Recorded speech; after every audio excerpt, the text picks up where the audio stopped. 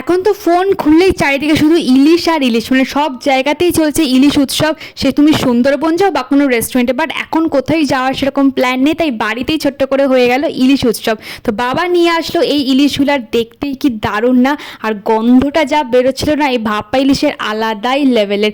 আর ইলিশ আসলেই ফার্স্টেই মাথায় আসে এই ভাপা, আর মা একদম এই পুরোনো পদ্ধতিতেই মানে একদম ভাতের মধ্যে রেখে ভাপা ইলিশটা বানিয়েছিল, আর মাথাটা দিয়ে করেছিল চচ্চড়ি। আর আমার ফেভারিট তো এই তেল দিয়ে ভাতটা একদম চপচপ করে মেখে ভাজা মাছ, আর তার সঙ্গে ডিমটা তো দেখতেই পাচ্ছ। উফ, এটার স্বাদটা জাস্ট স্বর্গ, দারুণ লাগে আমার।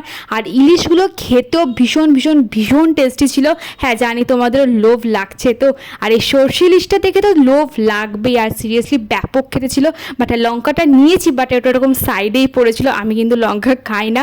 বাট মাছের টেস্টটা দুর্দান্ত ছিল, আর মানে গ্রেভিটারও। তো আমি খেতে থাকি, আর তোমরা ভালো প্লিজ একটা লাইক করে দিও। Tata, by.